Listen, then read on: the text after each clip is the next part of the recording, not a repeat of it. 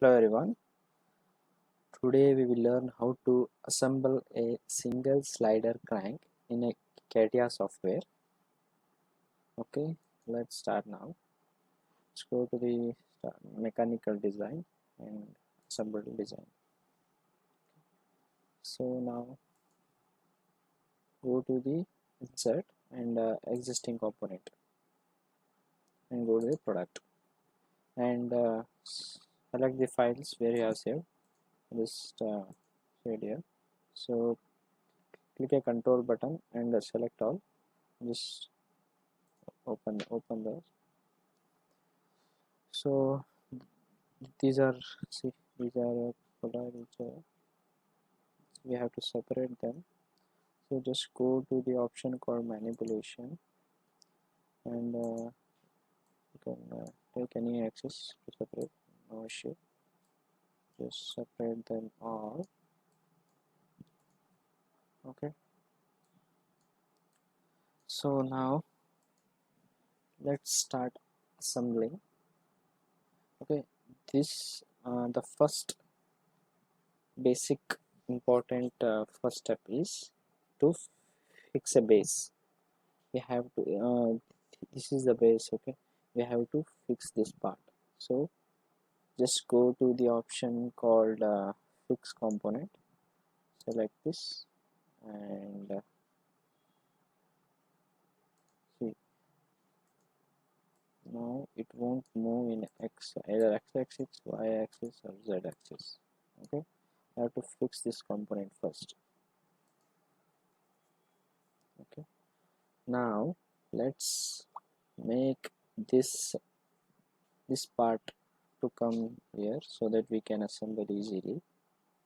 Just go to the option called manipulation and drag it here. Okay, can do this. Okay, just make it easily so that it can okay, now just the first step is to make this axis and this part axis and this part axis coincidence. See, there is option called coincidence constraint. Just hover around this part. See, we got this axis, select this and for this part we got we have to okay, we got this and after that there is option called update all. Click on it so it will be updated. Okay, so the next step is offset constraint. Now this should be this part should be here fixed here now. So just go to the okay, this can rotate here. Okay. Now go to the offset constraint. Okay. Offset constraint, just click on this, go to offset constraint, just click on this and this part. Okay, it is in opposite direction, so it is in negative value, so just don't worry about it. Just go to the minus 50 randomly. Okay, and update. Okay, it is now fixed on that. So after offset constraint you can't move that component or a part anywhere. Okay, see, you can't move this in either in y, z, y, x or z axis. You can't move, but we can rotate it. We can rotate. Okay, so now this component, okay, this component should be here, particularly this part should be here. No? So just bring this component nearer to which which you should assemble. So then okay, and go to the coincide constraint and hover it around, and we'll find an axis. Select this and select this, and go to the update. Okay, now again same offset constraint. Go to the offset constraint and surround. Wait.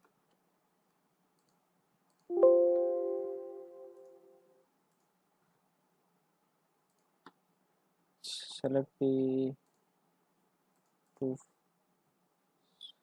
two parts which you want to offset.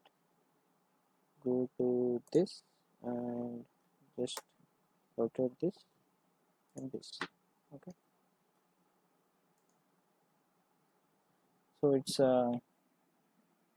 just make it near a value, just 50, and click on update. So it is almost okay, almost close. So just it's a 50 value, so just go 30 and go to the update. Okay, again so then okay, update. See, now it is fixed. Now it is fixed to these parts. We can't move after making the offset constraint. We can't move this component. So here's the reason we make a offset constraint. Just go to the manipulation, just check once. See, it won't move either in X, Y or Z. It can't move, but it can rotate. See, okay, now the last part. Okay, just bring that here. Okay, select this and bring it near this. Okay, okay, this part should slide on here, no? So select this contact constraint option and just select this space and this space. Okay, update. That's it.